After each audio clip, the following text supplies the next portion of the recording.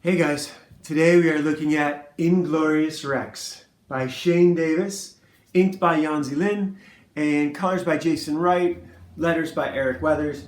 And please forgive, these are very glossy pages, and I read this once already today. I kind of destroyed the book reading it because it is so nice. It's this hard spine, so pulling it open, been doing it a little bit of damage. But this is Alex in the ring, getting his ass kicked by another guy. There's no one at this fight. This is like a challenge fight, like a trial sort of thing. And Alex is getting beaten up. His older brother was a much better fighter, but his older brother has been killed. And Alex is, everyone's telling him to give it up, but he comes out and cleans this guy's clock with a round kick to the side of the face. I love the expression on the other guy's face right here. It's great. I do think there is a little bit of, I don't know, this is just, it's good. This is really good. His girlfriend's here, Annabelle, but there's not many people in the crowd. This isn't that kind of a big fight. And he is still dealing with the loss of his brother, Nate, who fought in a sort of Pacific Rim, sort of Evangelion monster, this thing back here, number 232.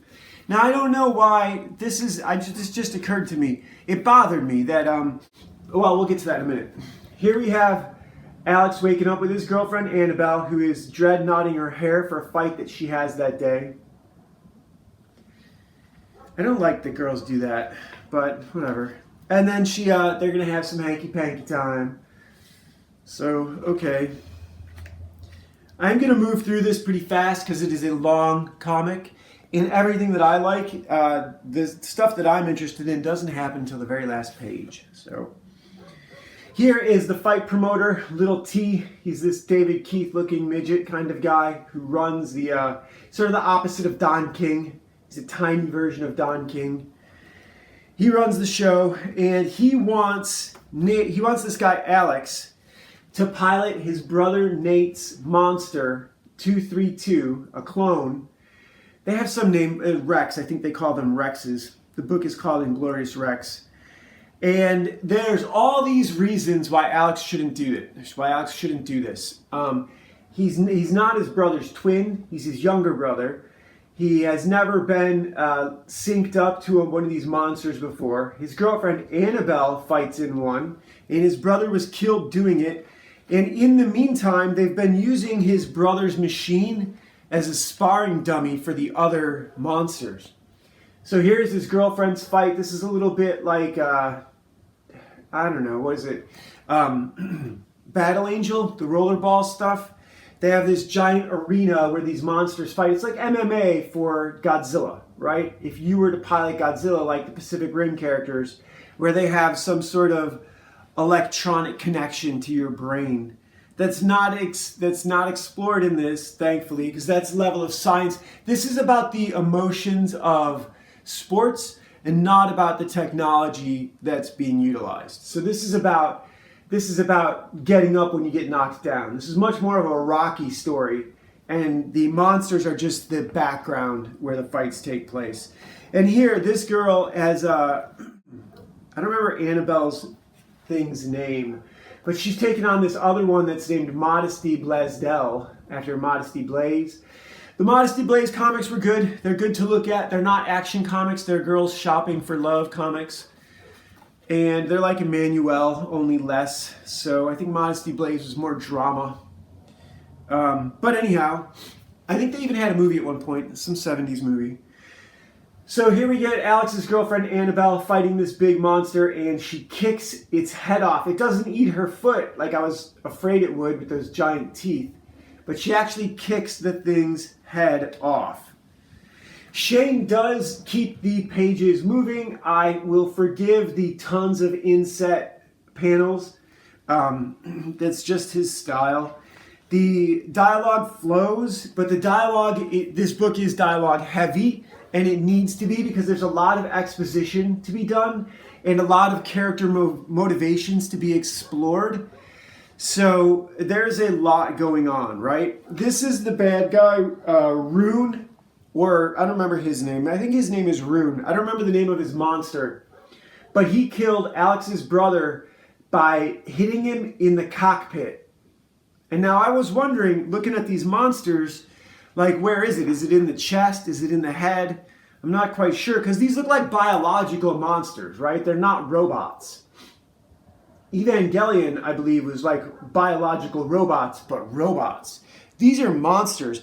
And this also made me think of Voltron. One of the great things about Voltron, one of the things that they never explored was the idea that when you actually put Voltron together, that he became a sentient being and took over the fight. And that is something that gets explored here a little bit, which in a really nice way, a really well done way. So here we get Alex going down to see his beast, 232. Everyone is trying to talk him into fighting. And it's a bad idea. Everyone agrees it's a bad idea. And then for some unstated reason, Alex changes his mind and it all becomes about revenge for his brother.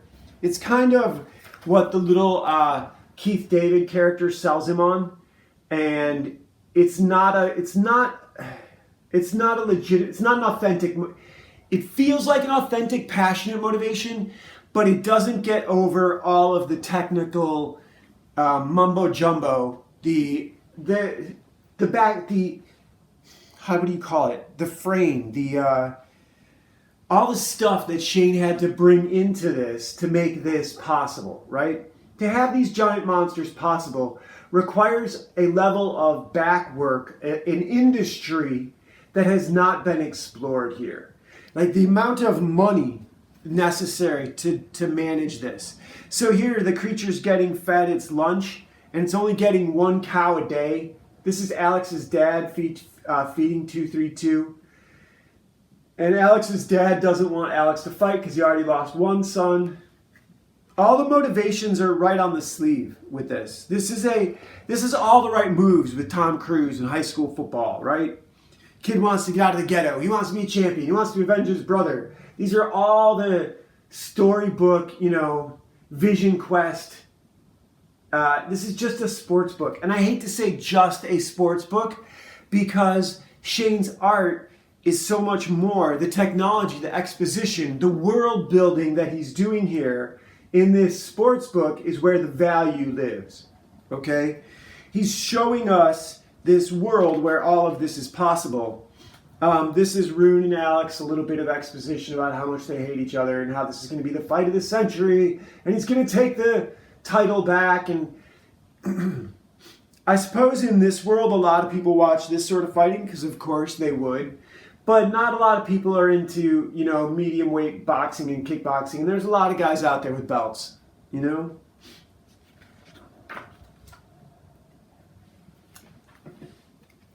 not downplaying it at all. I'm just saying that it doesn't, like at the beginning, Alex is fighting in an empty auditorium. So what are you fighting for? You're really fighting for your own pride. That's something you have to know when you compete in a sport like this. If you guys know who Gordy Ryan is in jiu-jitsu, I think he was a regular wrestler. Maybe he's always been a jiu-jitsu wrestler. He's like the world's best wrestler. And the other day they were interviewing him. I guess in this jiu-jitsu promotion he's in, performance-enhancing drugs are not illegal. So he is on all of it. And he is number one. And I'm sure there's a way to do that kind of stuff that it's more healthy than to not do it. And if that's what you want, if that's really what you want, then yeah, do that. If that's your win, do whatever you have to do if being number one is how you identify, and that's what you need to do to get there, then that's what you need to do to get there. This is that same kind of storyline. So here Alex is training, and they still haven't shown you where the cockpit is on the monster. Whereas like in Evangelion or Pacific Rim, I think it was like right in the chest. In Evangelion, I believe they were in like a liquid solution, and all the fighting, all the movements happened in their mind. Whereas in Pacific Rim, they're actually using their arms and their bodies, because that is a little more cinematic for the audience, whereas Evangelion is a little more realistic for the audience. I think in Robotech, and that sort of stuff. They were literally flying a cockpit. They weren't, using their arms as the monster's arms or anything like that. So here we get some more this exposition training. The big fight is coming up. We're not getting any backstory. We're not getting any back technology about the mental connections, about how it works, about the technology, the power necessary, how many people are working on this thing, how many women it takes to wash this monster down every day, like this, or whether it's a giant drive-through car wash, what is all the technology that keeps this civilization at its peak. There's no mention of that. There's only the little black guy who doesn't strike me as much of a Dana White character, although I suppose that's who he's supposed to be. Dana White or Vince McMahon or, what's his name, Don King. And so here we get down to the final show, ladies and gentlemen. This is very much a Blade Runner society. And like Blade Runner, outside the society is destroyed. But we don't get there for a little bit. We have to go through the fight first. And it begins with a sidekick. And there's some drama in here about how the sidekick loosened up Alex's lace interlacing. They don't call it interlacing, they call it a lace. And then the fight, this is a lot like the other fight this is a lot like Rocky, where he loses and he loses and he loses. Except in Rocky, he loses. He just stays on his feet. He doesn't get knocked out. In this one, oh, look, Mandy Summers, right here. You ain't fooling anybody, Shane. That's Mandy. She says y'all. So, more fighting, more getting beaten up. I'm not a fan of the art with the word separating it out. We get that a lot in here. Shane loves to do this. I'm going to count them out really quick. 1, 2, 3. I think this third, here's the last one. This fourth one I think is the last one. It's probably the best image that we don't get to see because he turned it into a sound effect. Okay. It's kind of clever, but do we need to see it 4 times? And here we get a flashback between Alex and Nate. And they're having a conversation where Alex is looking up to his big brother, etc., etc. It's that kind of thing. And his big brother is being not teasing him too much, here's a fifth one. A fifth sound effect. What does that say? Round 5. So those are the rounds. I haven't even been reading what they were. I thought they were just like boons or whatever. Those are the rounds. Round 4. Yeah. Round 1.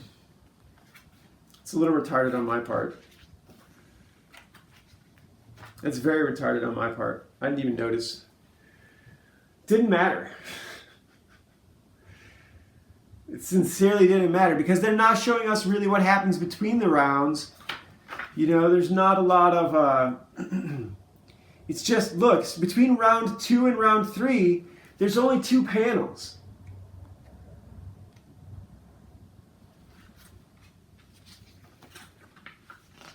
This is a great book, Shane. It's too much.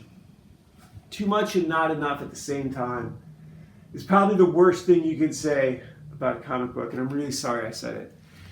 But I'll tell you why at the end, because here's what I want. This is great. This is awesome. Yes, he wins. And then there's a moment where he knocks Rune out of the beast, right? And Rune is standing there. And they're afraid that 232 is going to kill him. But Alex jumps out and challenges him to a fight man to man. So Alex jumps out of the Rex and lands down here and challenges Rune to a fist fight. And goes ape on him. Now, look, Rune was a competitor. He wasn't necessarily a bad guy. He's an antagonist for the book, but he didn't really do anything to deserve this. It's kind of like Apollo Creed and Rocky. Apollo Creed talked a bunch of shit, But he's the champ. That's his, talking shit is his job. That's literally in the job description. It's like wrestling. Jesse Ventura said the wrestling wasn't hard. It was talking shit between matches that was hard. That was where the work was. You had to be clever. You had to be smart. You had to be on it. And that's why The Rock got a job as an actor, because he was really good at talking shit between matches. More. Now they're afraid that 232 is going to murder the murder Rune, the driver sort of guy, and instead it rips the head off of the other creature. So it's using its own sentience. It's got its own brain. It keeps saying the word epic because Nate had told his brother that you don't have to just win. You have to be epic. You have to do something more than win. You got to give him a show. I hope this is centered because I won't have time to do this again tonight. This will be the first one we've missed. And so then the bell goes, oh, is this a bell or a crown? It's a crown, apparently. Holographic crown. Looked like a bell. But the second panel looks like a royal crown. Like the crown of England. And now the announcers are saying that Annabelle over here is the challenger, and she is now going to have to fight 232 and Alex. And that's not good. Here is where the story really starts. We follow this bird as it flies through the giant city, like Battle Angel Akira, that city floating on the jet engines. In my world, you don't need jet engines. They have anti-gravity plates. And it flies out, and it flies out across the wasteland. As you can see, like there's Earth, and there's the cursed Earth outside of Mega City 1 in Dread. And as it flies, it gets crushed by this monster that is out in the wasteland, this yellow poison gas wasteland, where another city is building their own creatures. So this seems like a terrestrial technology that is being used to clone and build these monsters. And throughout the book, they're being talked about how they have to occasionally defend the city. That's all I want to see. All I want to see is them defend the city. And I don't want to see them defend the city like Pacific Rim. I don't want to see them defend the city like Japan. Japan is an island nation. That is not who white people are. White people are conquerors. I want to see them going into space. I want to see them conquering Mars. I want to see this as the genesis for Pitt. I want to see them. I want to see them doing Predator missions, long range. What is it? Long range urban. It's not urban reconnaissance. LRPs. Long range reconnaissance patrols. Long range reconnaissance patrols. That's what these monsters should be doing. You should have a team of them, like going out and hunting the enemy. I love Shane's black and white work. This is, I guess these are Yanzi's links, but Yanzi's inks. They look really good. I do have another book by them, but it was a different artist, and it is a black and white book. It was written by Shane and Yanzi.